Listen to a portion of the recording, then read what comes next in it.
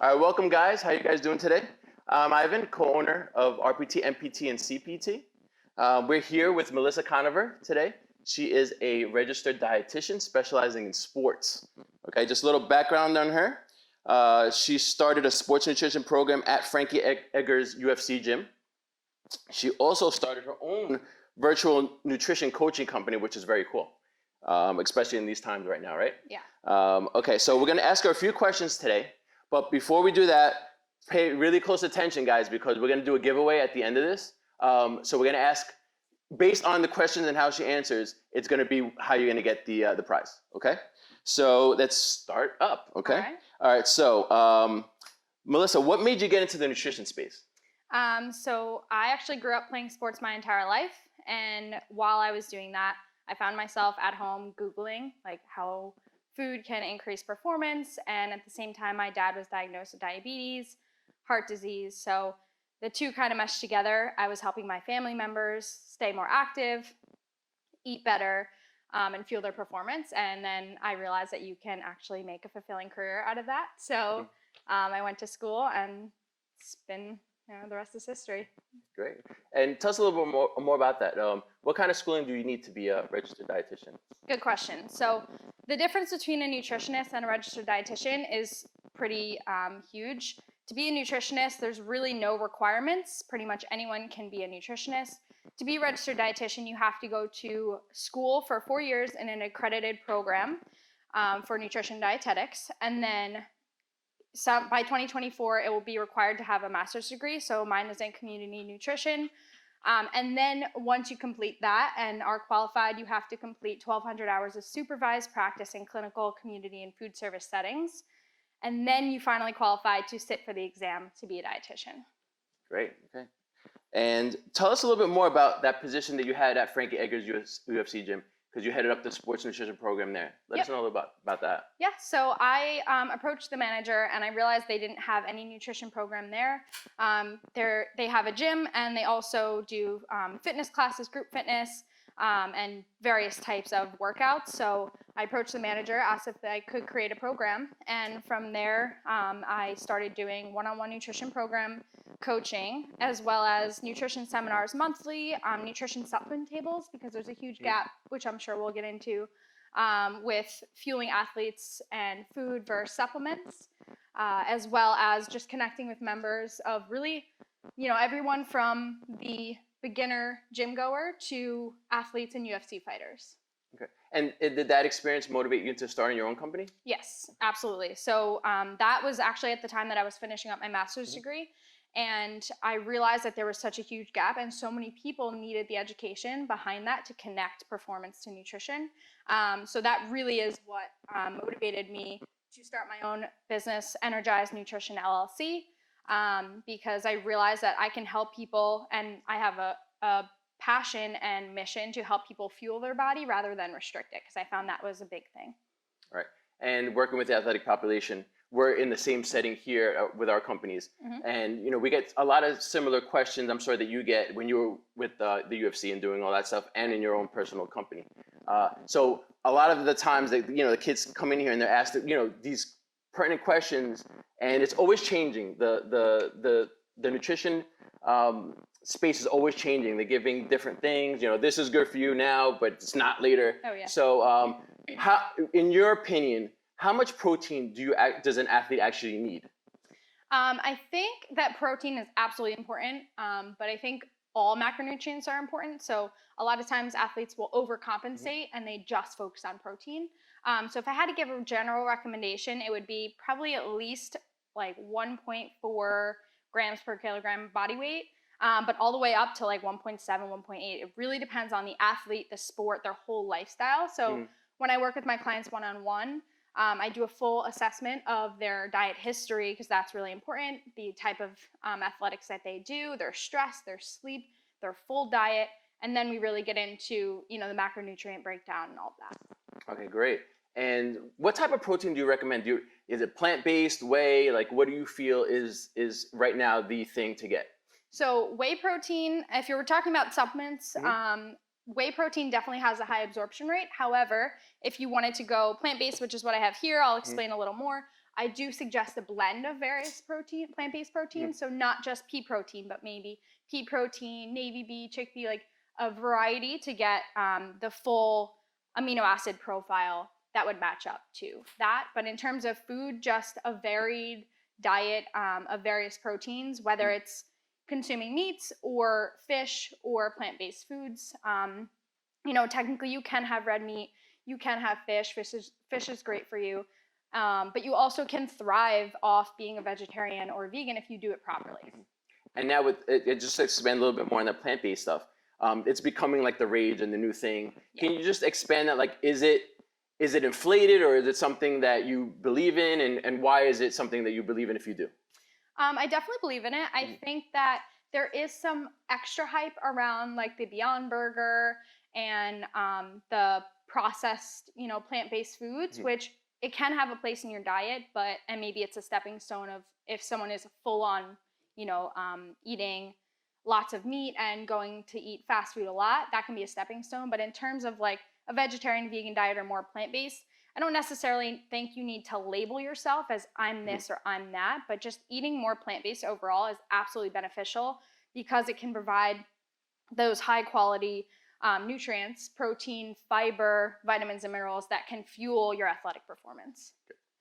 Now, going into the space of nutrition, and what do you feel is something that's being overrated right now that that it's just like it's kind of a fad thing that's going to go away, and something that you feel that is just going to be a short-term thing? Okay, so if I had to pick a diet that is a fad thing for athletes, it'd be keto. Okay. I absolutely, again, there's a place for everything, and if it works for you, it works for you. But if we're talking aesthetics versus performance, performance for athletes is key, and carbohydrates are our main source of energy. So even though you're using fat as fuel, it doesn't mean you're using fat to burn fat, and also doesn't mean just because it's possible doesn't mean that it's beneficial or the best for you. So that's like in terms of diets, I think is like a pretty big fad right now. In terms of specific foods, I would say like the protein-based foods, everything seems to be protein cookies, protein ice cream. And again, it can have a place in your diet. Some of my clients actually do consume some of these foods, but for me, I'd rather you have the actual ice cream, go out with your family, make a memory, make cookies, and maybe throw in Kodiak protein pancakes in there, but then take that and consume regular foods with that. Right. This is great.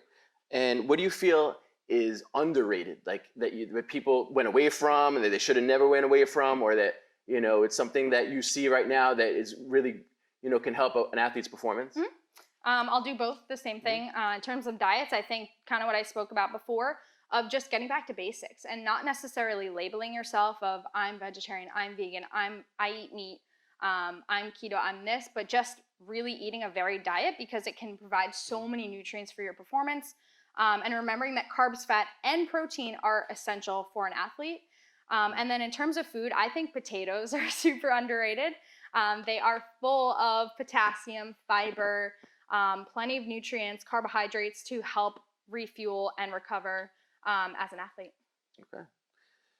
And let's see what else I have that's going on here. Okay, so I want to ask you some questions. Actually, this is a very good pertinent point. So when an athlete comes in here, what we do is we tell them you got to take a multivitamin. Make sure you're taking your protein, making sure you take a fish oil supplement for your joints for lubrication, and a vitamin D supplement. Is there anything else that you suggest that someone like you said, going back to the basics, should add to that? I think from a general standpoint, not necessarily. What I would suggest is if you are an athlete who's concerned about a deficiency, I would definitely get your blood work checked. So as a dietitian, I can take a look at someone's blood work. And then if they do have a true deficiency, we can push that further. A lot of times I'll see iron, but I wouldn't necessarily want someone to supplement with iron without getting a test. But besides that, absolutely, I think vitamin D is something that a lot of athletes, and especially just pretty much every person, even in this area alone, seem to be deficient in. So I think it's helpful to supplement, but to get an exact dose would be helpful to get blood work done and then go from there working with a dietitian. But also, I always suggest food first. So there are food sources of vitamin D, of iron, of omega-3 supplements. So omega-3s is also another great one. So I would say those would probably be the top 3. But if you're consuming fatty fish regularly, you may not necessarily need it, but it could benefit you. So those are some things. In terms of multivitamins and just supplements overall, supplements are not regulated by the FDA. So it's important, especially for athletes, especially at the collegiate and pro level, to make sure that their supplements are quality, because of, if you were to get tested, you want to make sure that you would absolutely pass that with flying colors. So the biggest thing I would say is to make sure that your supplements are NSF certified for sport, or Informed Sport tested, third-party tested, to make sure that that quality is there, because a lot of athletes have gotten in trouble before for banned substance that they didn't even know, even in a multivitamin. There was an athlete a few years ago. So as simple as that. Just double checking, and you can reach out to me or just check online and see if it's NSF certified or third party tested. Yeah, and just going back to that, we have a lot of athletes that they're kind of afraid to take like a creatine supplement, because they don't want, if they get they get tested at school, they're worried that something might pop up on a test, right, and then you could lose your scholarship or something in that in that fashion. So that's really good advice. So just some of the things that we get here that I wanted to touch base with you. So the athlete that can't gain weight. Okay, we have a lot of those, right? Yeah. So we got this guy's, parents are getting worried because scholarship time's coming in, recruiting time's coming in, and they just can't put on the weight. And you tell them, to eat when you're not hungry and do all that type of stuff. But like, what would you be, your perfect approach for one of your clients that says, I need to gain 15, 20 pounds in a certain amount of time, 6-8 months, whatever it is, and so how would you approach that? Right, great question. I think besides eating frequently, of course we know you need to eat more to gain more weight. Of course, weightlifting exercise is great, but recovering properly. So some people may be underfueling and not realize it because they were so used to severely underfueling before. So I think frequent meals is great, but also making it easy for yourself, right? As an athlete, you are super busy. Especially in the actual season, you're traveling, you're going to games, you're stopping somewhere. You don't have many options. So keeping it simple, something like a wrap that you can definitely beef up in calories, or even a smoothie. I think you can add, certain oils, avocado, some sauces, even the difference of, instead of 2% yogurt, you can do whole milk or, full fat yogurts and dairies and things like that to really take that difference in the calorie content without so much volume. So usually when you're trying to lose weight, you want to do high volume, still focus on carbs, fat, protein, but gaining weight, definitely still volume, still quality, absolutely, but really getting in those higher calorie foods that are still nutritious without making you so full that you just can't do it anymore. And another thing that, as far as gaining weight and eating during times of the day, is for an athlete that's trying to gain weight, is it more beneficial that they eat later on in the day? Like, for example, have one of those meals right before, like an hour before you go to sleep? Is that something is that a myth, or is that something that has some weight to it? Good question. So I think for athletes in general, really, or really for anyone in general, breakfast is not essential, right? It's not absolutely required, but as an athlete, especially if you're gaining weight or wanting to gain weight, it's crucial to get in the nutrients throughout your entire day. So it really doesn't matter what time it is, but if you find yourself at 9 p.m. still 500, 600, 700 calories short, I absolutely would suggest taking a look at your breakfast and seeing where you can add to your day. Like I said, just strategically in a very simplified way. It doesn't have to be complicated. And that's why I help my clients just do it in a very convenient way that can boost their overall nutrient intake. And I want to talk a little bit about hydration.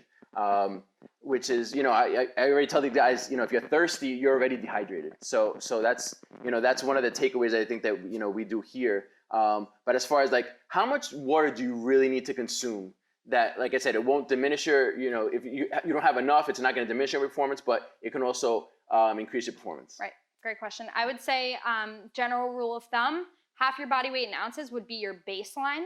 And then beyond that, depending on your activity level, then you would increase from there. So that would be like the absolute minimum I would suggest. But also if you're drinking 1 cup of water a day, let's say, probably unrealistic, but you may not jump up to a gallon or anything like that. You want to do it very slow. Also, as you increase fiber, you want to increase water. But in terms of recovery, So basically the rule of thumb would be for every pound lost, and you can weigh yourself before and after exercise, you want to consume about 20 to 24 ounces of water. And in there, you're going to get electrolytes from some of your food if you're refueling properly. But also just considering that for maybe an electrolyte drink, depending on how long after workout, how intensely you're working out, and how many times a day. Okay. All right. Just me personally, I hate cooking. Okay, so it's what it just not. I just don't like the cleanup. I don't like the whole situation. Some people love it. I just don't like it. I would probably starve to death if I had to.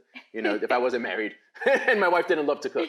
But the thing is, for those that do not like to cook and find that don't like to go to the supermarket as much, and like what are the essentials that just to have something quick, where also for people that have limited time, that they're just running around in and out, like. If you had to pick a few things maybe that you can have in your cupboard or whatever that you would be like, okay, these are essentials where you could survive and have a decent diet, like what would you recommend to people? Yeah, depends on the athlete.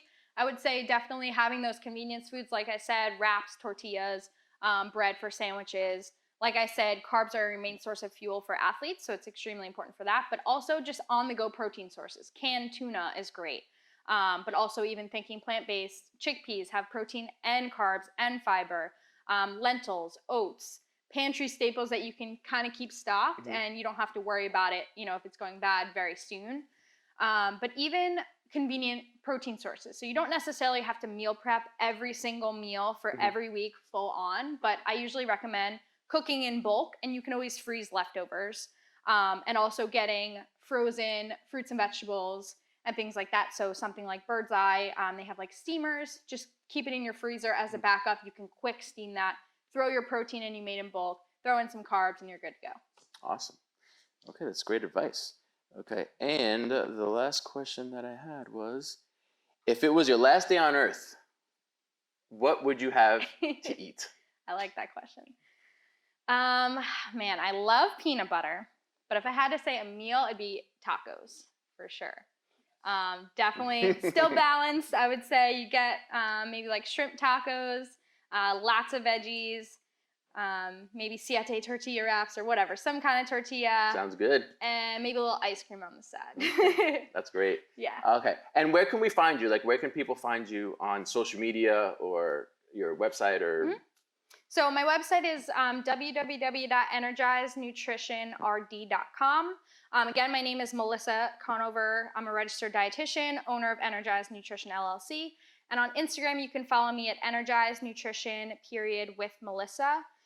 Or I also have a free Facebook community group called Melissa Conover Nutrition Community. Okay. So we're done with the questions.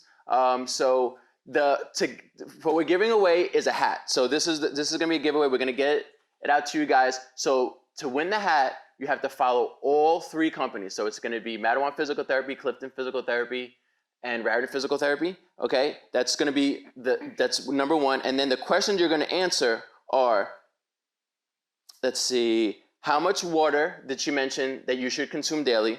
What gym did Melissa start the nutritional program at? And what would be her last meal on Earth? Okay, so if you answer those, that would be, you would qualify to get the hat. So what we're gonna do is let's get some action. So Melissa's been so kind as to bring something to whip up here that would be quick, that requires no cooking, like I like, and just describe it a little bit. What are we gonna taste today? Absolutely. So I mentioned before that carbs, fat, and protein are very important for an athlete. Recovery after workout is essential. You are recovering as an athlete for 24 to 48 hours. So it's important to doesn't really matter what time of the day, but to get full nutrients throughout your day. So post-workout is a great time to get that in. Also, focusing on nutrition can take an athlete from average to elite. So it's important, and that gives you that one up as an athlete that many athletes aren't really focusing on right now. So we have a post-workout recovery smoothie. And I really like this one because it includes a lot of my favorite foods, but also it's super simple, really easy, and you can either pull back the calories if you're trying to lose weight or really beef it up with your portions and the types of fat. So I'll just go over really quickly. We have yogurt here. This is 2%. I have tart cherry juice, cherry bundy, honey, peanut butter, mango, spinach, protein powder, and hemp seeds. So this is pretty much our layout here. And the biggest thing I want to touch on, the point of the recovery is post-workout, you want to focus on protein, but a blend of protein and carbs, and that's when you can add in some fat and fiber. So tart cherry juice is fantastic for recovery. There's a lot of research on this for recovery for athletes. I just happen to like this brand, and it's pretty, cheap for what you get. There's another brand costs a little more. So this provides a good amount of carbohydrates, antioxidants, and then just everything else, which I'll go through as we make it. So we will start out with our yogurt. So if you wanted to beef this up, you could always do, like I said, full fat yogurt. So for this, we would do half a cup of our yogurt. And this also too, you can play with this. So for this recipe, I like to taste the tart cherry juice. So it really depends on the person. If you want to make it less tart, you could always add a frozen banana in place of some of the mango. You could add the almond butter. I'm not going to add the peanut butter today, but I just wanted to display it. And I think it's important to know that you can really modify it to your liking. So it's a super simple recipe that you can change for yourself. So we'll start with the yogurt. Are there any questions as we? I think you're doing a great job. Thanks. Okay. Okay. Taste waiting. Yeah, everyone's excited. I hope everyone's staying safe and healthy. Then we'll do 1 cup of tart cherry juice. So I just happen to bring a measuring cup. You could do it in fluid ounces. The serving size is 8 fluid ounces in here. And then we have frozen mango. This kind of takes place of, it's a 2-for-1. You get a little, it's frozen, so it counts as ice too. And so mango is high in vitamin A, antioxidants, vitamin C, which is great for athletes. The tart cherry juice, like I said, high in antioxidants, carbohydrates. The Greek yogurt is high in protein, high in leucine.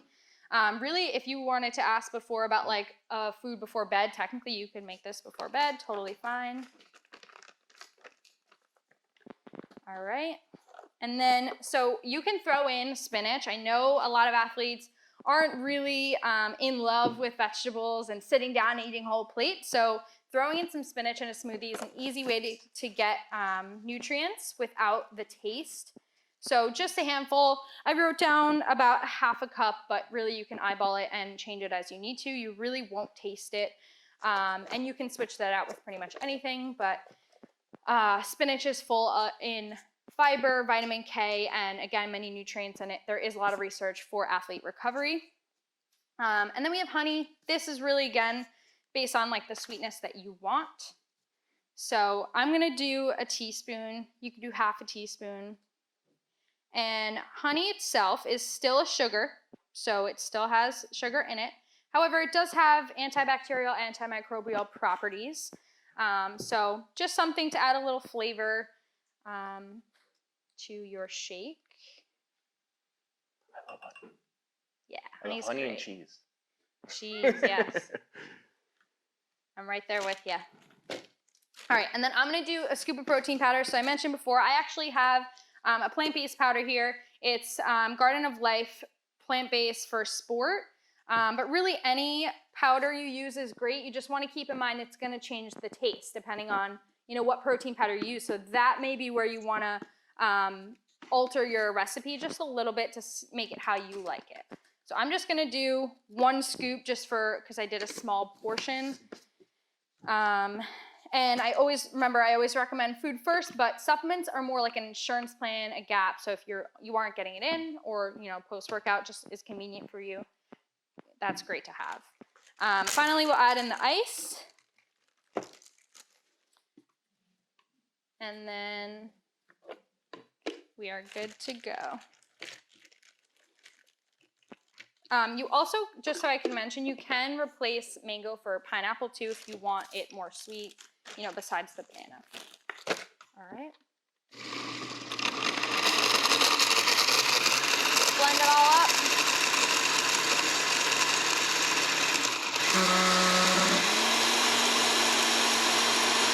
Let that go.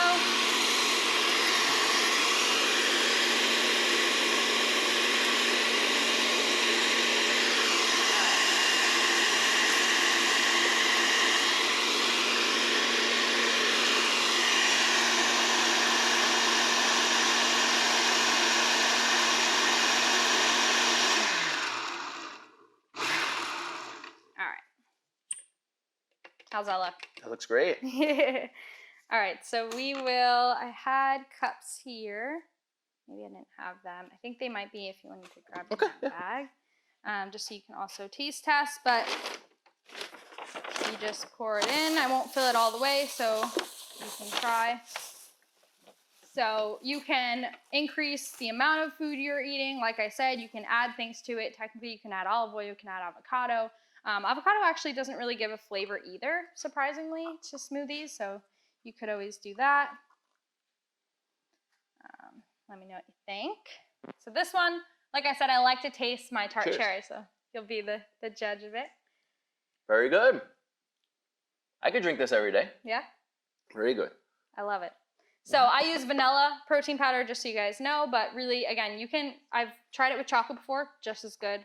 And it depends like what brand you use. So any questions, again, you can follow me at Energize Nutrition with Melissa on Instagram. I have lots of stuff on there, constantly giving away, tips and information. So. Okay. One more thing I forgot to mention. Also, to win the hat, please follow our sister office, Manhattan Physical Therapy. The delicious smoothies threw me off there. So Manhattan Physical Therapy, please follow that one too. That's 4. Okay, so you have to follow on Instagram to get the hat. All right. So thank you so much for coming. I appreciate your time, and that was great. And I think viewers got a lot out of it. So we'll see you guys soon. Thanks so much, guys.